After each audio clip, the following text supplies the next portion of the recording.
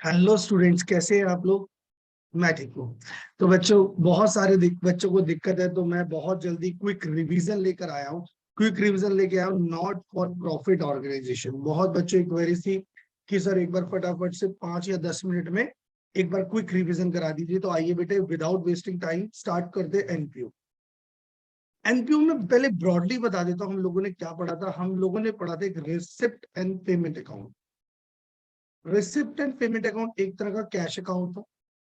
To balance brought down, कितने पैसे साल के शुरू में थे, पैसे आ गए। All type of receipt. Sir ये ऑल टाइप ऑफ रिसिप्ट मतलब क्या है? दो तरह की रिसिप्ट होती थी, याद है बच्चों, एक रेवेन्यू नेचर और एक कैपिटल नेचर। तो all type of receipt in fact किसी भी ईयर से रिलेटेड हो सकती है, एनी ईयर। सब रिसिप्ट एंड पेमेंट में रिसिप्ट साइड पे आती है जो पैसा आया। सिमिलरली जो पैसा गया वो पेमेंट साइड पे बाय पेमेंट, चाहे वो रेवेन्यू एक्सपेंडिचर है, इधर वो कैपिटल एक्सपेंडिचर है। बेटे इनफेक्ट ये भी किसी भी ईयर का हो सकता है, any year, previous year, current year, future year, कोई भी हो सकता है, क्योंकि अकाउंट का नाम है रिसिप्ट एंड पेमेंट। सिर्फ पैसा आना और पैसा जाना, इसे बोलते बैलेंस शीट। लास्ट में कितने पैसे बच गए। बस बेटे इसी को देखकर आपको बनाना है इनकम एंड एक्सपेंडिचर अकाउंट, और कुछ नहीं करना। सिंपली यहां से सिर्फ और सिर्फ रेवेन्यू इनकम निकालनी है। रेवेन्यू इनकम, और वो भी कौन सी? सिर्फ करंट ईयर की। ऑब्वियसली एडजस्टमेंट होगी। और सिर्फ और खर्चे कौन से निकालने हैं? रेवेन्यू, और वो भी कौन से? करंट ईयर की। अगर करंट ईयर की इनकम से करंट ईयर के खर्चों को कंपेयर करें तो क्या आ जाएगा? अगर खर्चे ज्यादा है तो डेफिसिट, और अगर इनकम ज्यादा है तो सरप्लस। तो यहाँ आ जाएगा सरप्लस, या यहाँ आ जाएगी डेफिसिट। Right sir. सर इतनी बातें तो हमें पता थी। तो सर फिर अब करना क्या है? अब बेटे one by one, step by step हमें फॉलो करना है। तो पहला स्टेप हो गया रिसिप्ट एंड पेमेंट अकाउंट। आइए दूसरा पॉइंट पढ़ते हैं, fund based accounting. Fund based accounting मतलब पैसा मिला कुछ स्पेसिफिक पर्पस के लिए, वो स्पेसिफिक पर्पस हमेशा आपकी क्या होगी? लाइबिलिटी। तो बैलेंस शीट में क्या बन जाएगी? लाइबिलिटी। फॉर एग्जाम्पल एक एग्जाम्पल कर लेते हैं, लाइक बिल्डिंग फंड ले लेते हैं।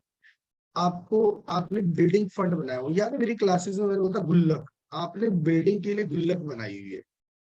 अब उस गुल्लक में किसी ने और पैसा डोनेट कर दिया तो गुल्लक बढ़ गई, donation for building. Right sir. For example आपने ये बिल्डिंग फंड का पैसा, आपके पास पैसे सफिशिएंट नहीं थे बिल्डिंग बनाने के लिए, आपने पैसा इन्वेस्ट कर दिया तो बन गई आपकी asset, building fund investment. Right sir.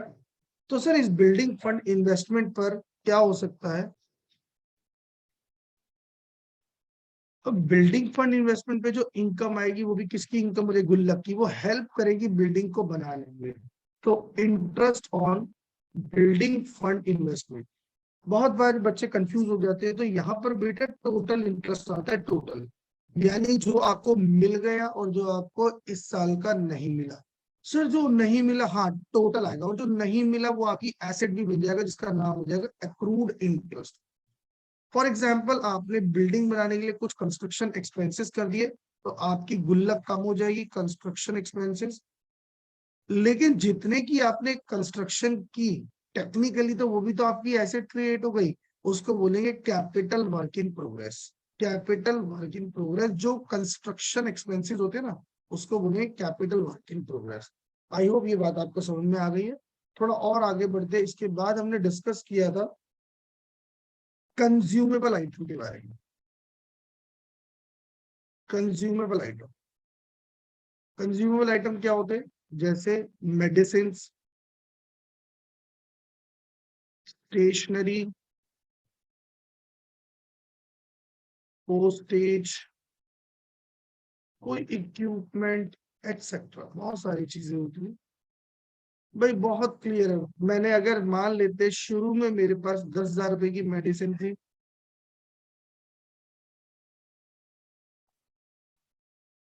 Opening stock like 10,000 रुपए, आपने और मेडिसिन खरीद ली तो टोटल मेडिसिन इतनी हो गई।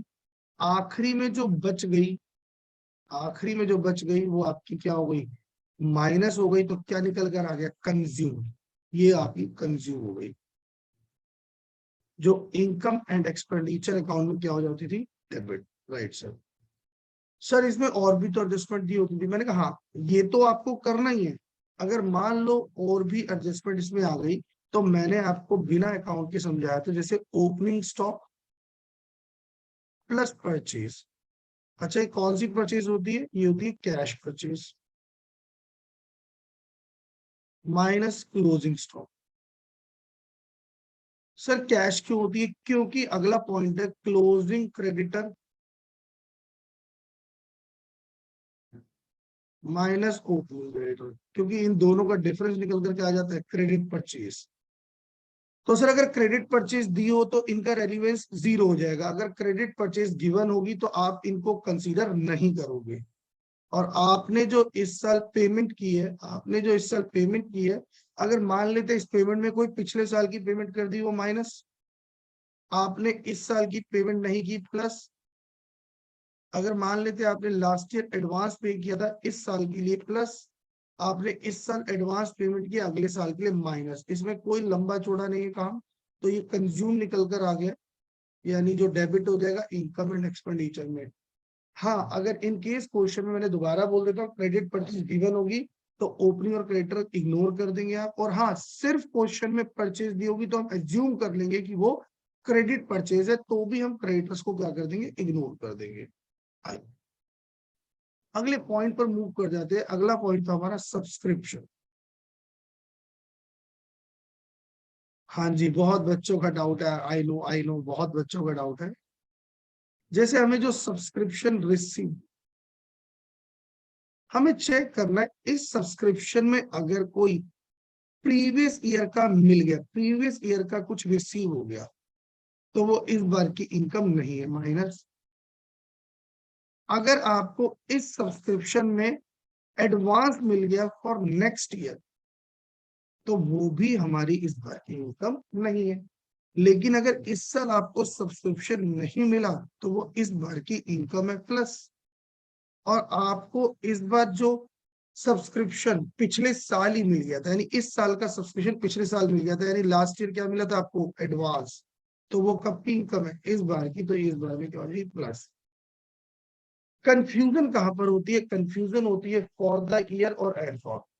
फॉर द ईयर होता है सिर्फ उसी साल का, लेकिन अगर एज ऑन दिया होता है, एज ऑन का मतलब होता है टोटल। टोटल का मतलब होता है इसमें करंट ईयर तो होगा लेकिन साथ साथ प्रीवियस ईयर भी हो सकता है। तो ये फिगर आपको फाइंड आउट करनी पड़ेगी। मैंने पहले भी वीडियोस डाली हुई है, क्लास में एक्सप्लेन किया हुआ, तो एक बार उसको जरूर देख ले। चलिए फटाफट से और आगे बढ़ते हैं इनकम एंड एक्सपेंडिचर की तरफ। कुछ चीजें जो आपकी रेवेन्यू नेचर की होती है, like duration. Duration two types की, एक स्पेसिफिक, स्पेसिफिक मतलब जिसका पर्पस पहले से डिक्लेयर है, क्लियर है, तो ये हमारी क्या होती है, लाइबिलिटी। जनरल, जिसका कोई पर्पस नहीं है, जो हमारे डे टू डे ऑपरेशन के लिए यूज होगी, दैट इज आवर इनकम, तो should be credited to income and expenditure account. Right sir. Point number 2, entrance fees.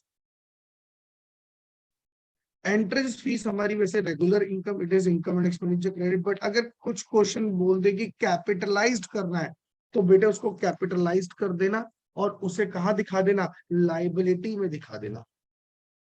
Life membership fees सबको पता है लाइबिलिटी होती है। सब्सक्रिप्शन ये हमारी रेगुलर इनकम है, that is income and expenditure में क्या करते हैं, क्रेडिट।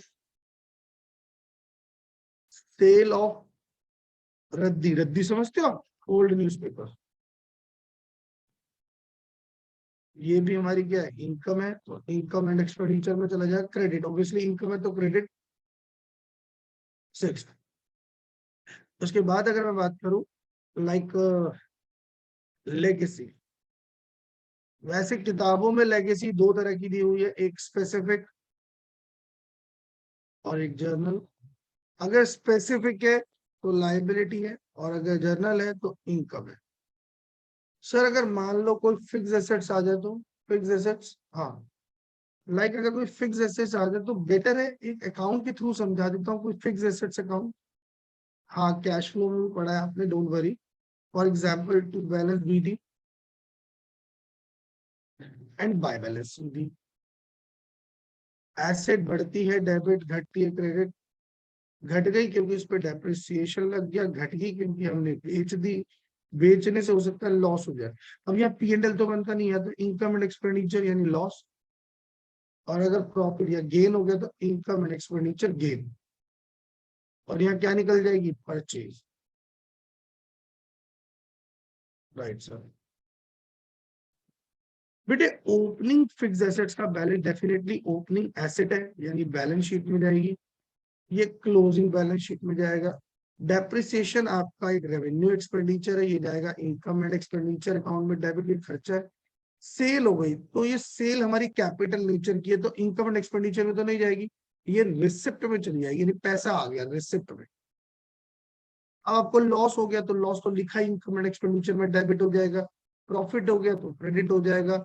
और जो परचेज कर ली कैपिटल नेचर की है, इसकी पेमेंट साइड में एंट्री होगी, राइट। चलिए सर, तो सर फिर क्या करें, फटाफट से एक क्वेश्चन देख लेते हैं ताकि हर चीज आपकी क्लियर हो जाएगी। नहीं तो बच्चों क्वेश्चन आप खुद ट्राई करें, क्वेश्चन आप खुद ट्राई कर सकते हैं, और मुझे बता सकते हैं कि सर इस वीडियो से आपको कितना हेल्प हुआ है। अगर हेल्प हुआ है तो अपने फ्रेंड्स को जरूर शेयर करें, ताकि इस एग्जाम में उनको भी बहुत हेल्प मिल पाए। अगली वीडियो के अंदर मैं 2 से 3 क्वेश्चंस आपको एनपीओ के दे दूंगा, और फटाफट से इसी तरह से admission, retire, sorry I am sorry, term two retirement, death dissolution, company accounts, analysis of financial stock, cash flow statement, सबकी वीडियोस इसी तरह से 5 से 10 मिनट में क्विक रिवीजन के साथ आपके पास आ रही है, और आपको आज या कल में रिसीव हो जाएगी। Thank you, bye bye.